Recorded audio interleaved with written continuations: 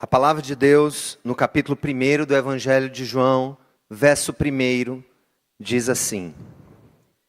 É o quarto Evangelho. Deixa eu contar uma coisa para vocês enquanto vocês acham o Evangelho de João. Capítulo 1 do Evangelho de João, que é o quarto Evangelho. Quarto livro do Novo Testamento. Todo mundo achou? Amém? Eu vi uma charge essa semana muito interessante. Eu acho que ela nos ajuda a ter uma breve introdução do livro e da nova série, O Deus Desconhecido. A charge era mais ou menos assim. Um desenho de 4 estudantes, com trajes antigos, como se fossem estudantes na Grécia, enfim, no mundo antigo, em Roma. Aquelas trajes, o desenho de 4 alunos, um professor, né, e o professor dizendo assim, ele disse assim, Mateus, Marcos e Lucas, precisamos conversar. Mateus, Marcos e Lucas são os escritores dos 3 primeiros evangelhos. Mateus, Marcos e Lucas, precisamos conversar. A redação de vocês está muito parecida.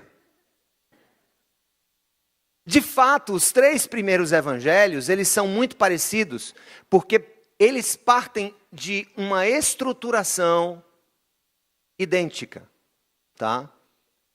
Uma estruturação idêntica, como se houvesse uma espinha dorsal de fatos que conduziu o relato desses 3 homens de Deus inspirados por Deus sobre a vida de Jesus e sobre o ministério de Jesus. Então nós temos Mateus, Marcos e Lucas como os chamados evangelhos sinóticos.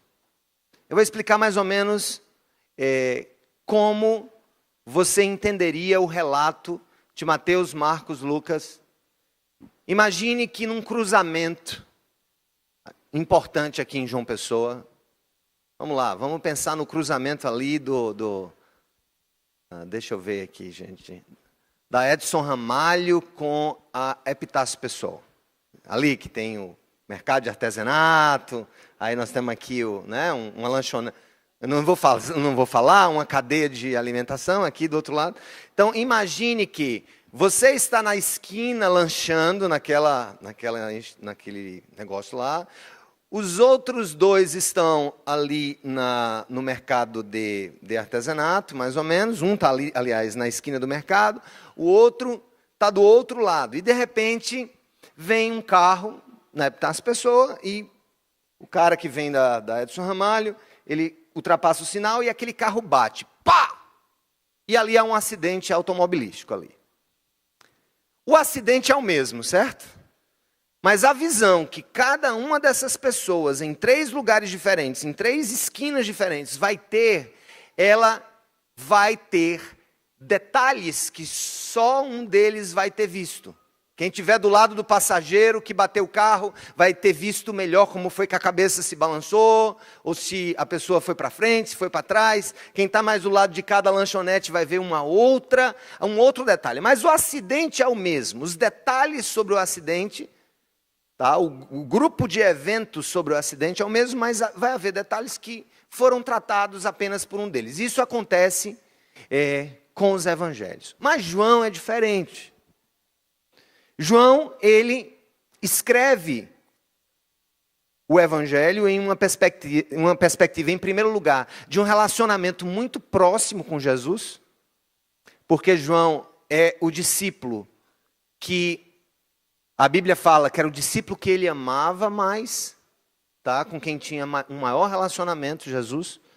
Jesus tinha um grande amigo, que era João, 3 muito amigos, Pedro, Tiago e João. Tinha um grupo de amigos que andaram com ele, que são os 12, e ele vai ampliando os seus ciclos de relacionamento, como nós assim também. Quando uma pessoa diz assim, mas pastor, a igreja é grande, você não consegue falar com todo mundo. Eu disse, nem Jesus falava, tu quer que eu fale? Eu tenho que ter uns 12 ali para encher o saco e para encher meu saco também, entendeu? Uns 120 ali para eu estar conversando, no máximo. E aí eu vou vendo um outro. Não, Jesus nem ousou, Jesus em nada quis quebrar as limitações da humanidade dele e da nossa humanidade. Embora o divino tenha encarnado, o divino não ultrapassou as barreiras que são humanas. na fome, na sede, necessidade de dormir, ciclos relacionais e tudo mais. Então, João, ele vai trazer uma perspectiva muito profunda do coração de Jesus, né?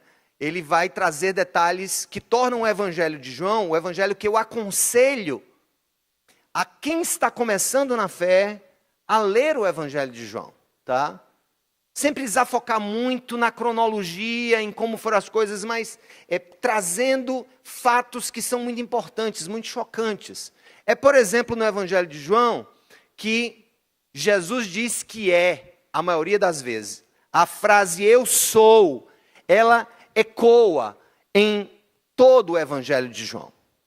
E o evangelho de João, diferente dos outros, ele não traz uma introdução baseada em genealogia, de onde veio Jesus, de onde veio Maria, de onde veio José. Não, ele já entra num ponto.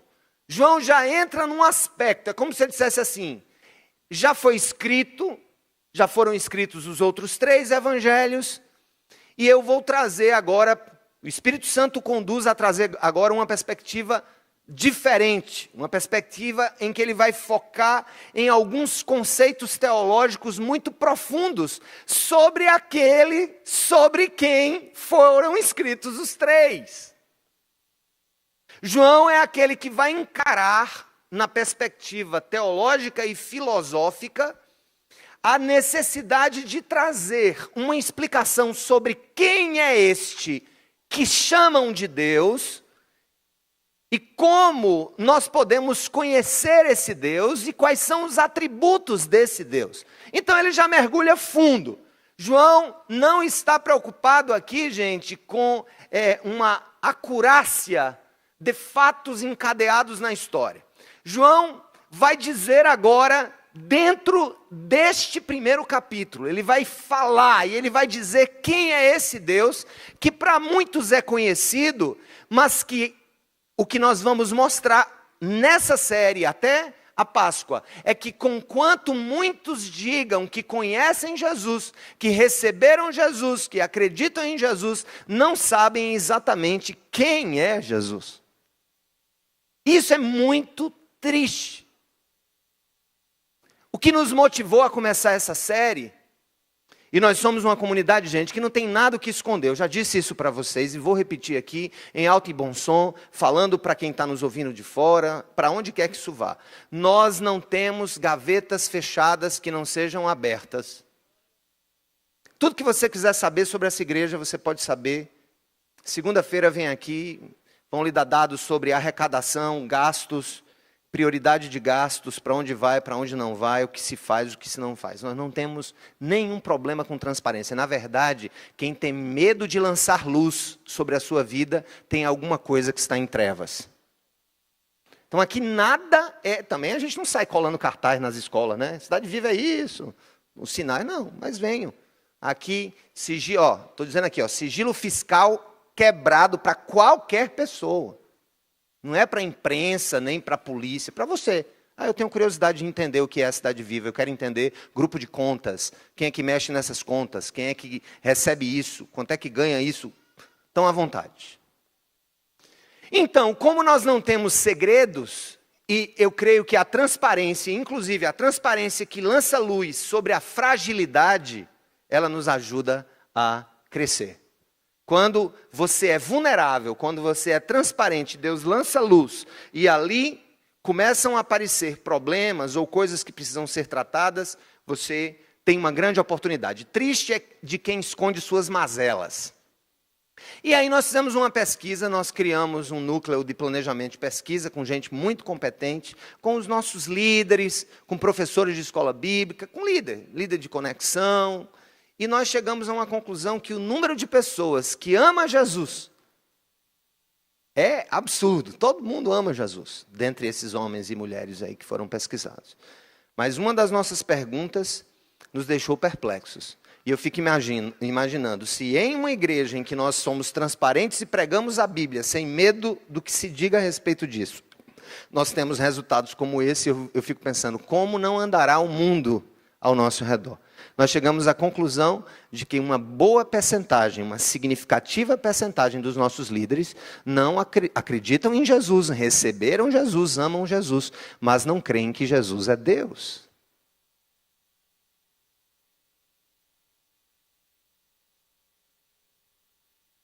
Eu tenho certeza que essa mensagem de hoje, ela vai tocar a vida de católicos, evangélicos, ortodoxos, cristãos genuínos que foram de alguma maneira discipulados ou que foram de alguma maneira expostos à preciosidade dessa grande verdade bíblica, e ouso dizer que sem ela não há igreja, sem ela não há evangelho, e eu vou mais longe, sem ela não há esperança. Vamos ler o texto? No princípio, era aquele que é a palavra. Alguns têm o verbo, certo? Quem tem o verbo aí? Sua Bíblia não está errada. O verbo, a palavra. No princípio era aquele que é a palavra. Ele estava com Deus e era Deus. Ele estava com Deus no princípio.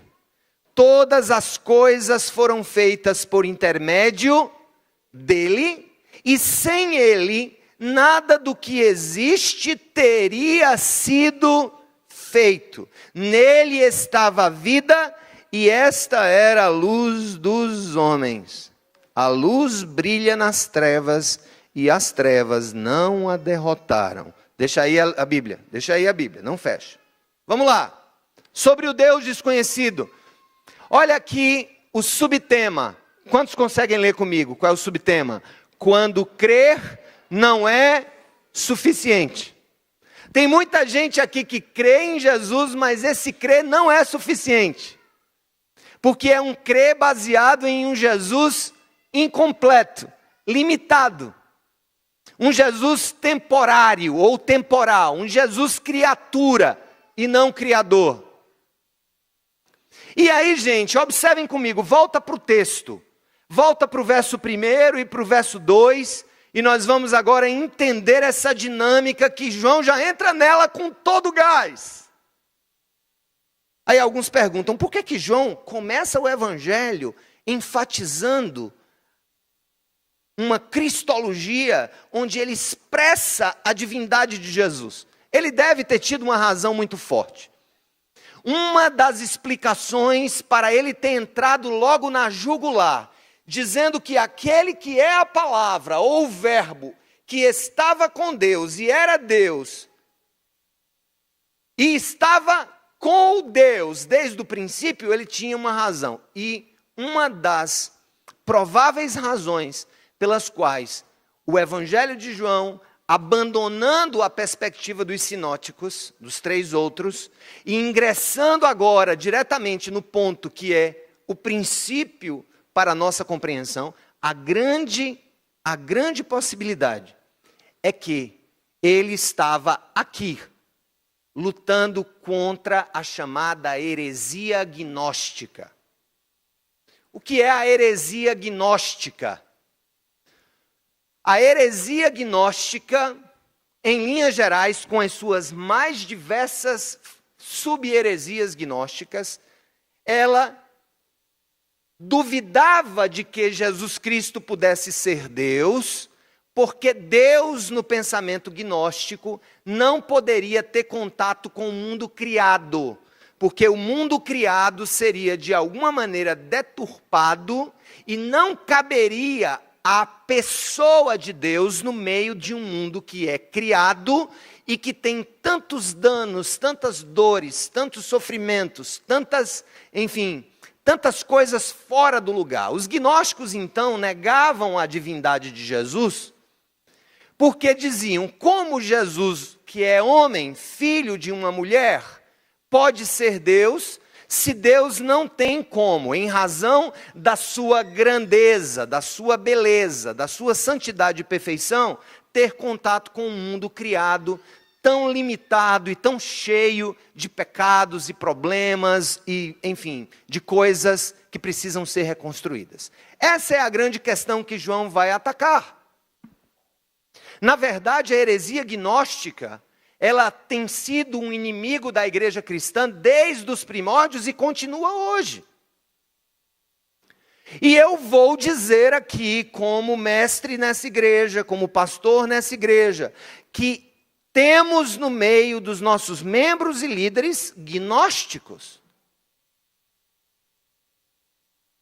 E aqui, gente, eu não vou partir do pressuposto que são gnósticos, porque são hereges que estão deliberadamente usando posições no corpo de Cristo para destruir a fé. Eu não vou dizer isso, eu parto sempre do princípio da boa-fé. Eu acredito que é ignorância teológica mesmo.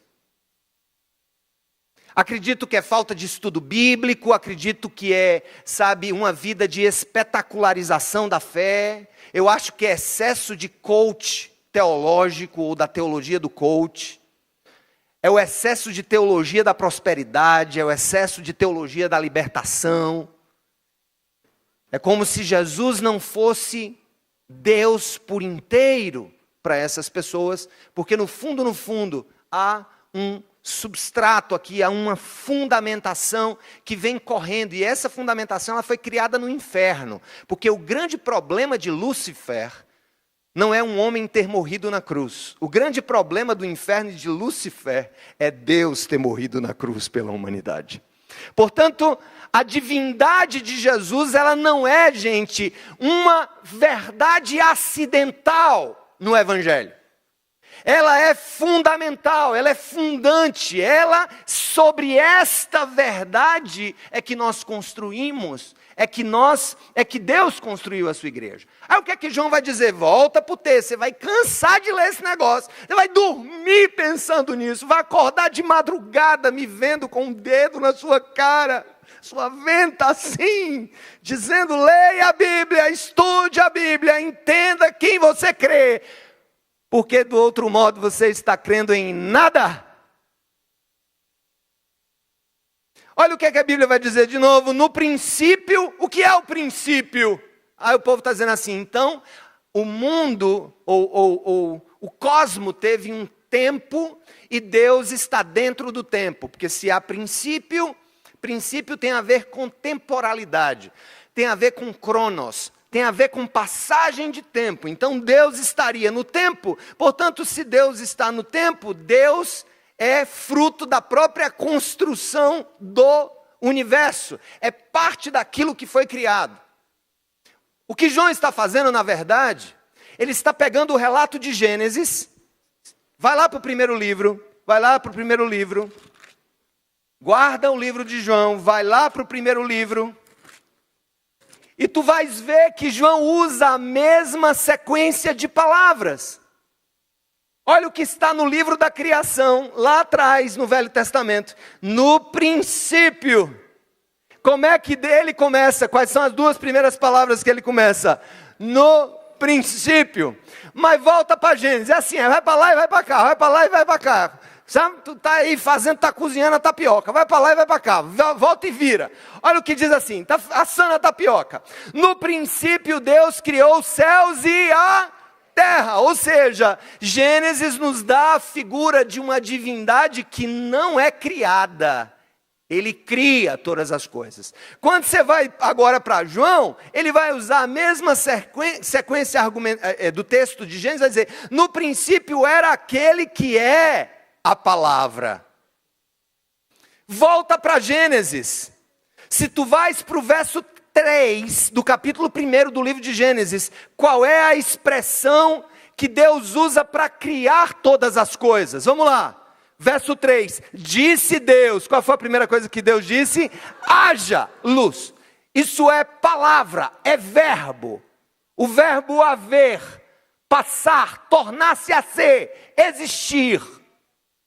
Deus então cria tudo que há sem matérias-primas prévias. Portanto, ele está antes da criação e ele é superior à criação e ele é a própria ação do verbo que através da palavra ele cria todas as coisas. Aí essa palavra haja João vai dizer no Evangelho de João o seguinte, ó, no princípio, volta para João agora, vai para lá e vai para cá, volta para João. No princípio era aquele que é a palavra, ou seja, ele é esta palavra que cria. Ele estava com Deus. Se parasse aqui, nós precisaríamos simplesmente nos render ao fato de que Jesus estava com Deus, mas Jesus não precisaria ser Deus. Ele estava no ato criacional, é isso que João estava dizendo, que Jesus está no ato de criação de todas as coisas, mas ele completa. O que é que ele completa no verso 2? Lê o verso 2, vamos igreja. Ou tem Bíblia no lombo, ou heresia nos olhos e na cabeça. Ele estava com... Vamos lá, verso primeiro, vamos lá. No princípio era aquele que é a palavra. Ele estava com Deus e ele... Não ouvi, está fraquinho demais. Ele estava com Deus e ele... Observe que João vai trazer duas verdades sobre Jesus. Ele está dizendo que Jesus estava no ato de criação, ex nihilo, do nada, criando tudo que existe.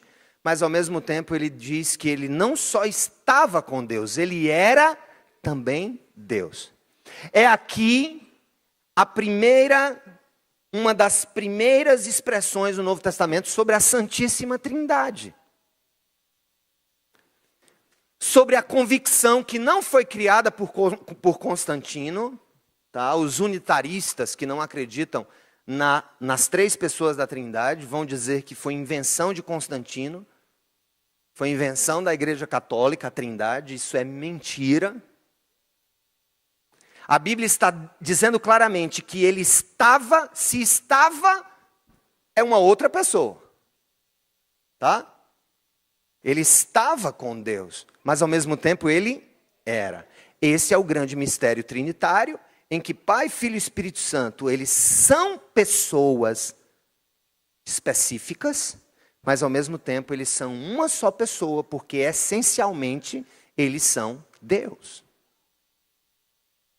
Primeira conclusão desse texto: Jesus não veio ao mundo, ou ele não passou a existir, quando Maria o concebeu no seu ventre. E essa é uma das grandes dificuldades que as pessoas têm na compreensão da encarnação do verbo, a encarnação da palavra. Olha só, quando Maria concebe pelo Espírito Santo, sem a intervenção de nenhum homem, quando a Virgem dá à luz, na verdade, quando a Virgem concebe, naquele momento não está passando a existir uma vida chamada de Jesus. Jesus era, sempre foi, autoexistente, pré-existente, incriado. Então, Maria, ela passa a ser o veículo, que Deus usa para a encarnação do verbo. Ou seja, o verbo se torna carne, se torna como nós, através do útero, através do ventre de uma jovem ali da Galileia. Preste atenção. João está começando a dizer o seguinte: se você vai para Mateus, o Evangelho de Mateus, Mateus vai começar, gente. Primeiro evangelho, ele vai focar em outra coisa. Ó. Mateus vai falar da descendência humana de Jesus, da genealogia. Se tu fores para o primeiro capítulo, ele vai dizer: Abraão gerou Isaac, Isaac gerou Jacó, Jacó gerou Judá, Judá gerou Pérez, e vai. Eleazar gerou Matã lá na frente, Matã gerou Jacó, Jacó gerou José, marido de Maria, a qual nasceu Jesus, que é chamado Cristo. Mateus está com essa preocupação de traçar a genealogia humana para falar exatamente da vida do verbo encarnado enquanto feito carne. Se tu vais para Marcos, que é o segundo evangelho, a gente vê o seguinte começo. Marcos começa assim, ó. Marcos vai chegar e vai dizer o seguinte: Princípio do Evangelho, conforme está escrito, profeta Isaías, enviarei à tua frente o meu mensageiro, ele preparará o teu caminho. Aí fala de João Batista, fala do batismo e tentação de Jesus, nem dá ênfase ao nascimento, já entra no batismo de Jesus. Se tu vai para Lucas, Lucas era um cara que usou o método histórico aqui de pesquisa. Lucas começa o evangelho de outro jeito, mas ele também tem uma tendência a seguir as lógicas de Marcos. Olha o que é que ele diz. Lê, não precisa abrir. Lucas começa assim o evangelho dele. Muitos já se dedicaram a elaborar um relato dos fatos que se cumpriram entre nós, conforme nos foram transmitidos por aqueles que desde o início foram testemunhas oculares e servos da palavra. Eu mesmo investiguei tudo cuidadosamente desde o começo e decidi escrever-te um relato ordenado, ó excelentíssimo Teófilo, para que tenhas a certeza das coisas que se foram ensinadas. Lucas demonstra aqui que a sua acurácia histórica foi levada a efeito. Ele fez uma pesquisa de fontes. Ele foi a fontes primárias sobre a historicidade de Jesus. João não, João vai começar a dizer assim: no princípio, antes que todas as coisas existissem, ele estava com Deus e era Deus desde o princípio. E esse verbo se fez carne e habitou entre nós. Ele veio ao mundo. Não estamos aqui desconsiderando as importâncias dos demais evangelhos. Tudo é livre, inspirado por Deus, é sopro de Deus. Mas o foco de João é um foco para começar sobre aquilo que poderia ser o fim. O início da carta de João poderia, se não fosse tratado, ser o fim da própria igreja. Sem Cristo como Deus, não há igreja. Se Jesus não é Deus, a nossa fé é em vão. Jesus estava em uma conversa com o apóstolo Pedro, lá em um lugar que eu tive a bênção de conhecer, Cesareia de Filipe. Um dos sites históricos ainda no atual Israel. Tive lá, e lá é um grande santuário pagão, com várias estátuas esculpidas sobre a pedra. Os fundamentos eram pedras ali, estavam esculpidas na rocha, nas pedras. Uma coisa muito, muito bonita, sob o ponto de vista cultural, sob o ponto de vista de expressões culturais. E aí Jesus tem um bate-papo com Pedro nesse lugar. E ele olha para Pedro e diz assim: Pedro, quem andam dizendo que eu sou? E eu quero fazer essa pergunta aqui aos meus líderes. O que vocês andam dizendo que Jesus é aqui? Para as minhas amadas ovelhas, quem vocês têm dito que Jesus é? Ele fez essa pergunta ao apóstolo Pedro. Ele disse: Pedro, quem andam dizendo que eu sou? Pedro olhou para ele e disse: Senhor, uns dizem que tu és um profeta. Tem muita gente que diz que Jesus é profeta. Sabe quem diz que Jesus é profeta? Os muçulmanos dizem que Jesus é profeta. A fé Bahá'í diz que Jesus é profeta. Os espiritualistas do nosso tempo, dessa fé da New Age, da nova era, dizem que Jesus era um avatar, um grande mestre, um grande líder. Avatar não tem nada a ver com filme, tá? Esquece. Tá? Avatar, essa palavra avatar já vem de lá de trás, ela tem um significado religioso. Um avatar é um líder religioso. Os Rosa Cruzes vão entender muito bem o que eu estou dizendo, porque eu fui Rosa Cruz. Muitos dizem que Jesus é um líder, um avatar, é um profeta. Mesma coisa, continua do mesmo jeito. Mas outros dizem, Jesus, também que tu és João Batista. Aliás, que tu és Elias. Aliás, que tu és João Batista, que ressuscitou. Nessa altura, João Batista tinha sido decapitado. Aí ele olhou para Pedro e disse: Pedro,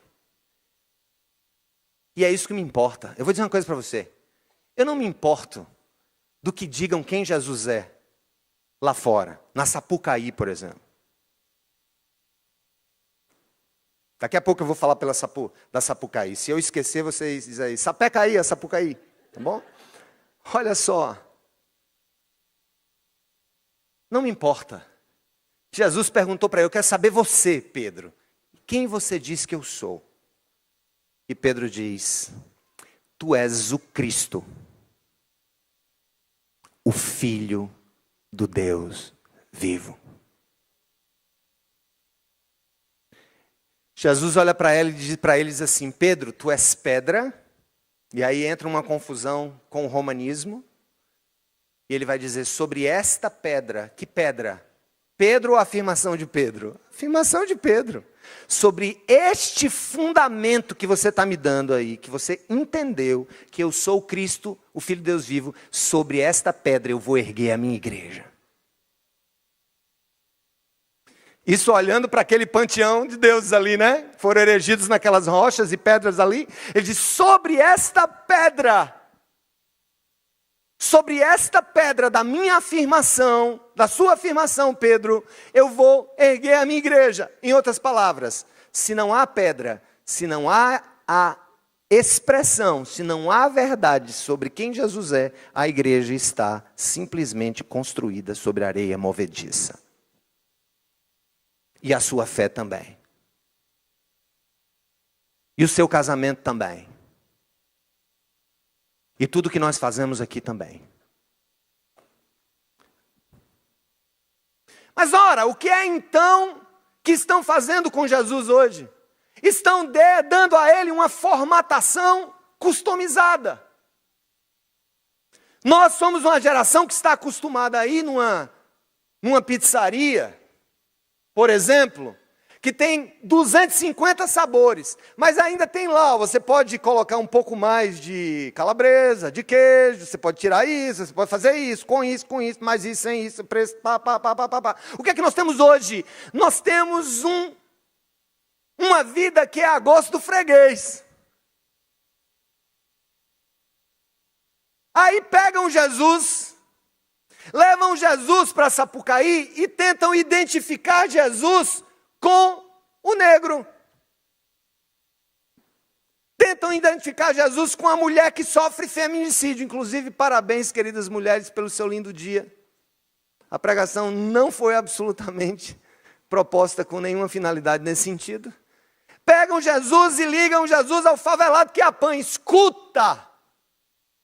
Jesus ama o favelado, ama a mulher, ama o negro, ama o branco, odeia a perseguição humana, odeia a coisificação humana, abomina o feminicídio, abomina o homicídio, mas Jesus não morreu na cruz em razão das nossas fragilidades sociais.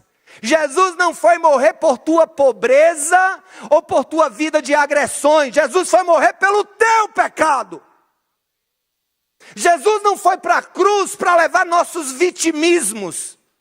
Jesus não foi para a cruz levar, as nossas dores sociais ou as nossas dores emocionais. Jesus foi para a cruz e quando você olhar para a cruz, você olhe para um lugar onde você devia estar, morto, esfolado, quer negro, quer branco, quer rico, quer pobre, quer de esquerda, quer de direita. Jesus não cabe nas suas formulações sociológicas. Ele é Deus e ele foi na cruz porque pobre e rico são pecadores, e se não se arrependerem vão para o inferno, ambos. Não transtorne o evangelho.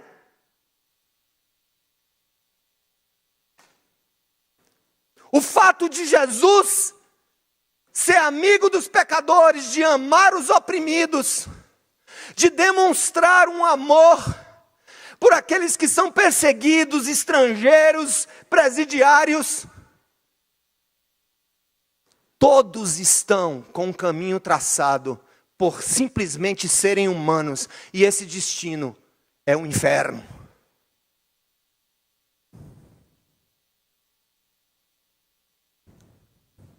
Jesus não morreu na cruz para servir, Jesus não veio ao mundo para servir as suas intenções político-partidárias, meu jovem. Jesus não pertence à esquerda, tampouco à direita.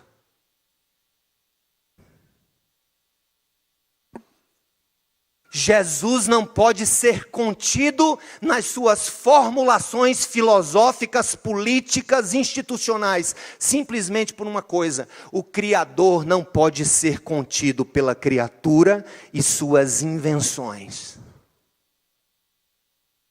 Essa é a raiz pela qual João começa afirmando uma cristologia onde Jesus é o próprio Deus. E não um elemento que veio ao mundo inspirar multidões a revoluções. A única revolução que Jesus nos inspira a fazer é a revolução contra nós mesmos, porque nós somos pilantras. Nós somos pecadores. Estão lembrados da história do cisco e da trave? Jesus não estava ali para olhar as traves sociais. Jesus estava nos ensinando. Aliás, Jesus não estava ali para olhar os ciscos que eu identifico nos olhos dos outros. Ele estava mandando eu tirar a trave dos meus próprios olhos. É muito fácil.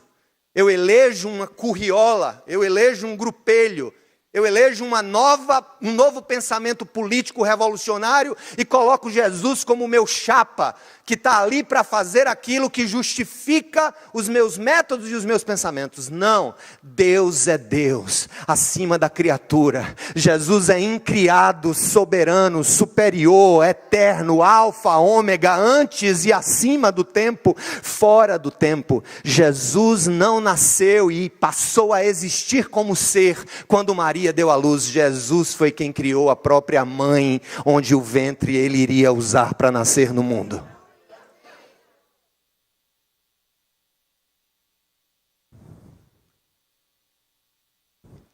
Eu fiquei calado esse tempo todo, depurando o que eu ia falar sobre a Sapucaí. Muita gente falou, mas eu quero reafirmar. Jesus e a igreja devem amar o pobre, devem amar a mulher e cuidar da mulher que é explorada, que é perseguida, devemos acolher os estrangeiros. Mas isso não é cartão de entrada na glória de Deus. Vai pobre para o inferno e rico para o céu, assim como vai pobre para o céu e rico para o inferno. Porque não é a cor dos olhos, não é o dinheiro na carteira, não é a conta do banco, nem o acúmulo de diplomas, nem a sua posição dentro da sociedade, como opressor ou como oprimido, que determinarão o teu futuro eterno. Tu és pecador e Jesus morreu na cruz por ti. Olha para a tua vida e para de tentar encontrar justificativas para um Jesus de grupos sociais, de interesse apenas das militâncias políticas enviesadas. Eu quero é que a turma fique toda com raiva de mim. Eu quero esquerdoso e direitoso aqui com raiva de mim. Não use Jesus para justificar seus movimentos políticos. O Criador não pode caber na cumbuca que você criou para beber a sua água particular.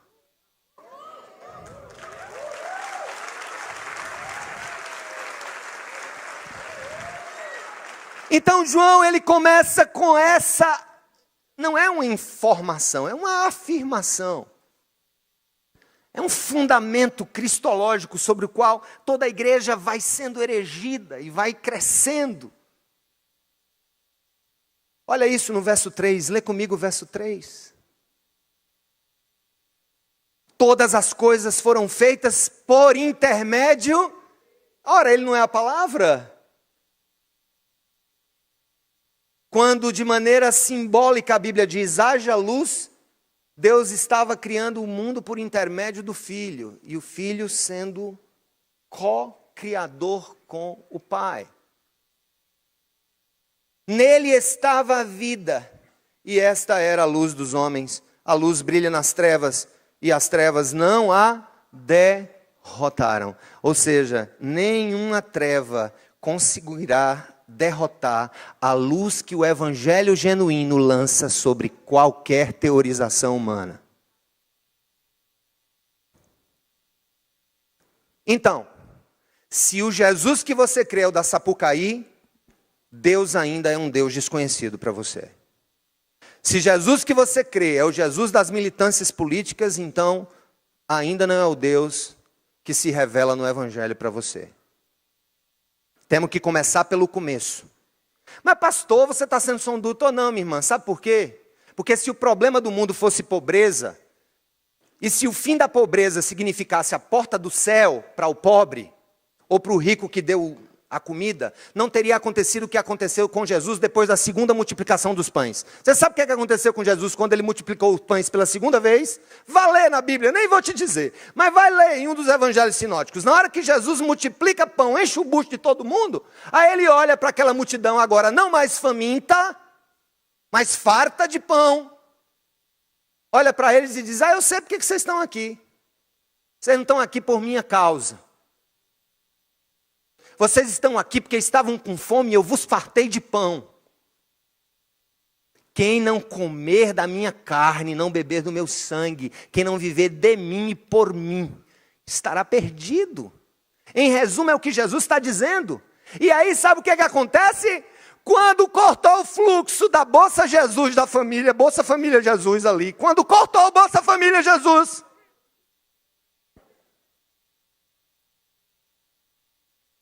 todo mundo foi embora.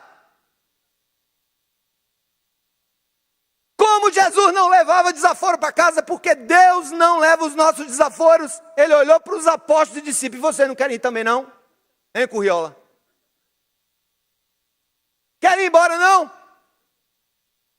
É como se ele dissesse, está suspenso o milagre de pão, de cura, de ressurreição, por 30 dias. Suspenso tudo por 30 dias. Ali foi o teste para mostrar, gente, que a maior chaga que o mundo vive não são as desigualdades sociais e econômicas. A maior chaga que o mundo tem é o pecado que habita no coração de todos os homens e mulheres dessa vida. E o principal motivo, a principal mensagem e a revolucionária mensagem da igreja, se não começar pelo fato de que todos pecaram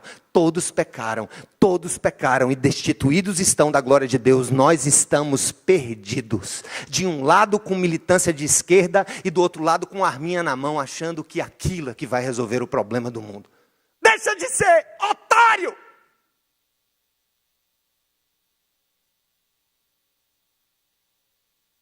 O problema do mundo é o pecado e Jesus veio resolver na cruz, porque só Deus poderia resolver esse problema, aleluia.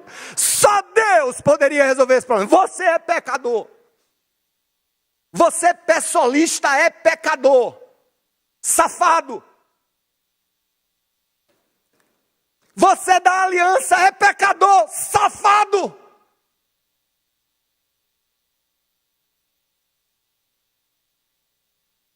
Ninguém calará a minha voz de profeta.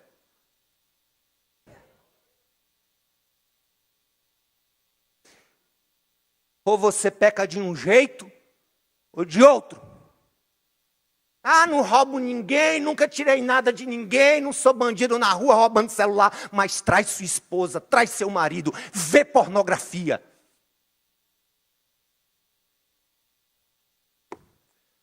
Sem essa de eleger os meus pecados onde eu sou forte e apontar para a fraqueza dos outros pecados. Se a igreja não começar zerando por baixo quem é a humanidade, o nosso cristianismo não passará de retórica política. A gente toma um lado, onde hoje estão inimigos, e daqui a um mês estão se beijando e se abraçando como amigos eternos.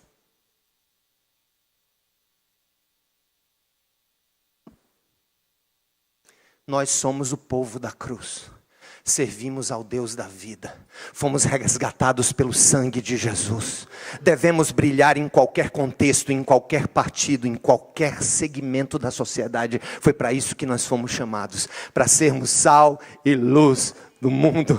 Salga esse mundo, meu irmão, ilumina esse mundo, minha irmã. Eu queria que com a mesma intensidade que os que criticam Jesus na Sapucaí, critiquem também outros Jesuses inventados por mãos humanas para justificar suas ações políticas. Cuidado, não manipule o Criador, você não sabe de nada. E nisso, você não é inocente.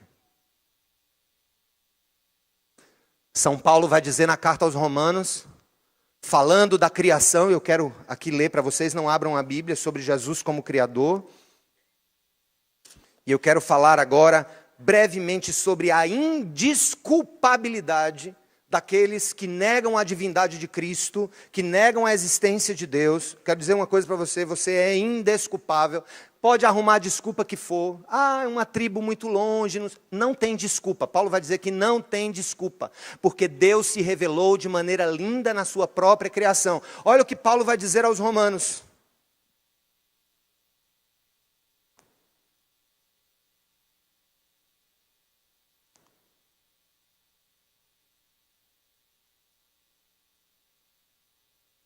Verso 18 do capítulo 1. Entenda isso, viu? Sai todo mundo aqui entendendo isso.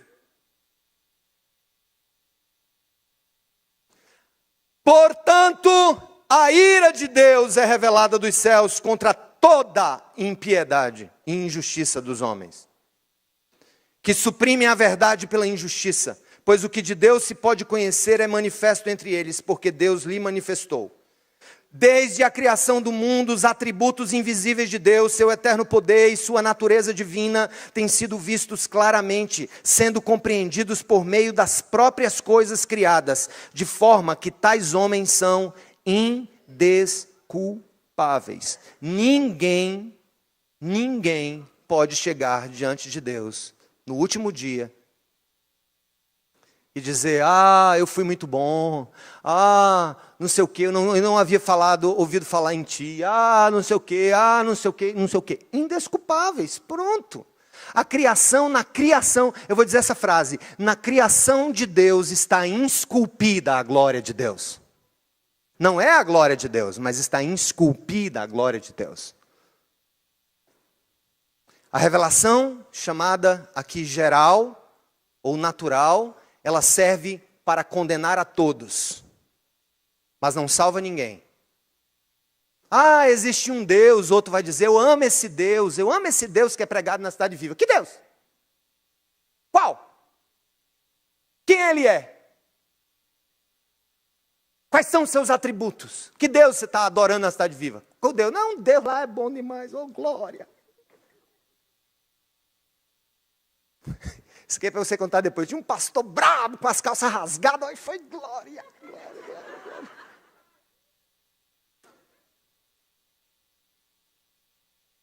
Eis que te digo, varão e varoa, tu que olhas para o rasgar das minhas calças, cuida da tua vida.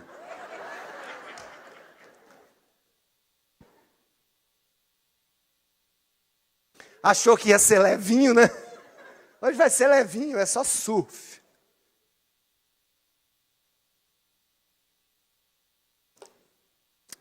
Irmãos, eu quero encerrar essa mensagem de hoje.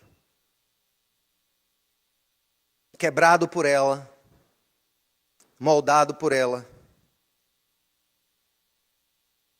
reafirmando que você precisa conhecer o Deus desconhecido.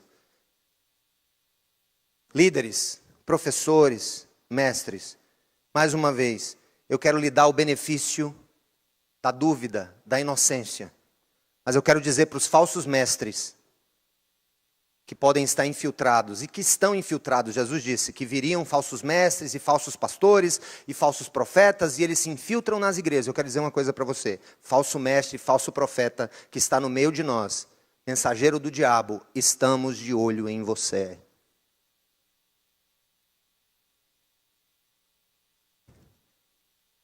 Só isso. Nem sei o que eu ia dizer mais, está aqui. E eu quero dizer assim para ti, uma outra coisa sobre o Deus desconhecido, está no verso 11, capítulo 1, volta lá para o Evangelho de João.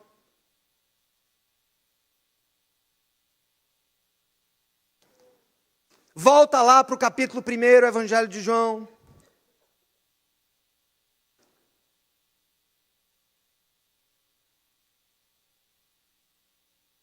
Olha o que é que João vai dizer, e isso tem tudo a ver com tua vida agora. Lê comigo o verso 11.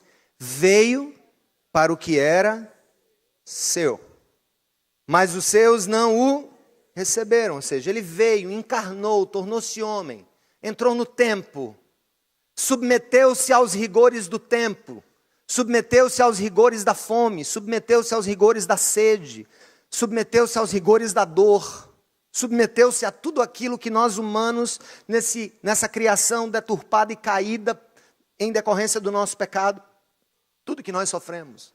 Chorou pela morte de um amigo, viu seu pai morrer, viu José morrer. E João vai dizer, ele veio para o que era seu, para morrer na cruz, né, gente? Por esses que são seus.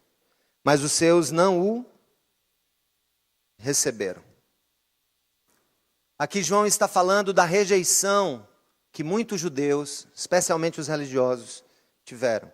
Eles esperavam a vida toda pelo aparecimento do Messias. Eles tinham a chamada esperança messiânica, de que viria um líder libertador, ungido, um Messias prometido nas Escrituras que viria ao mundo. Hoje, gente, eu tenho uma convicção pela qual isso aqui é uma ilação, mas ela não é de todo sem propósito. Eu acho que esse Jesus que os judeus o rejeitaram porque esperavam dele um revolucionário político. E não tiveram. Esperavam um Guevara. Ou esperavam um grande destruidor do Império Romano. Eles esperavam que o ungido ia chegar lá batendo, cortando cabeça de todo mundo, fazendo sopa de cabeça. Acharam que ele ia ali, enfim, estabelecer os propósitos do reino, reestabelecer Israel. Quando Jesus chega em Jerusalém para ser crucificado, e a gente está no caminho de Jerusalém aqui, a gente está na sequência da quaresma, na direção da Páscoa, chega o homem num jumento.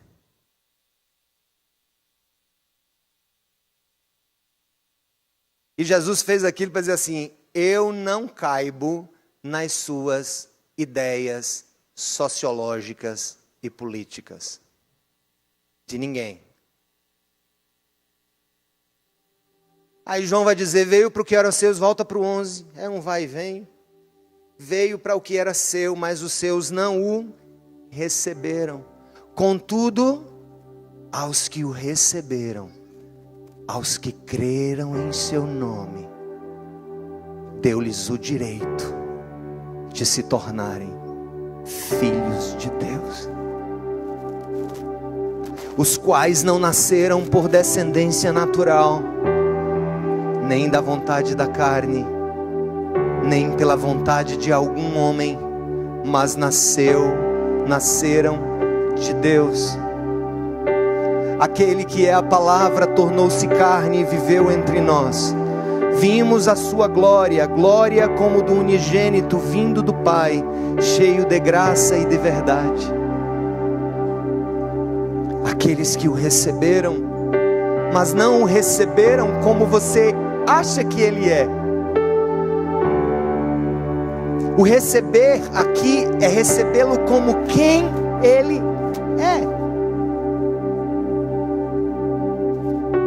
Há muitos, entre aspas, convertidos que aceitaram o profeta. Há muitos, entre aspas, convertidos que aceitaram o milagreiro. Há muitos, entre aspas, convertidos que aceitaram o bom homem da Galileia, o pacificador.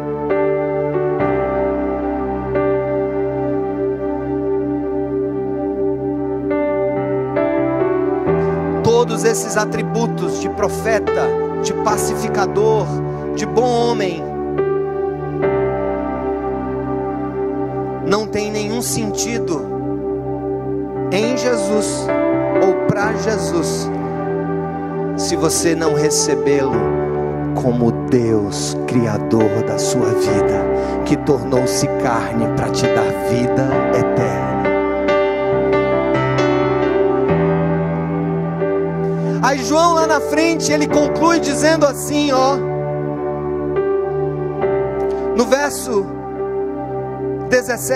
18, aliás, do capítulo 1, João diz assim: ninguém jamais viu a Deus. Repete comigo: ninguém jamais viu a Deus. Aí ele completa e diz: mas o Deus unigênito, que estava junto do Pai desde o princípio, o tornou conhecido. Esse texto, quando é lido com um outro texto, onde chegaram para Jesus e disseram assim: Senhor, mostra-nos o Pai. Porque na cabeça deles a ideia do Deus Criador é a ideia do Deus Pai. Mostra-nos o Pai. Eu acho que alguns esperaram que Jesus fizesse um milagre, abrisse o céu,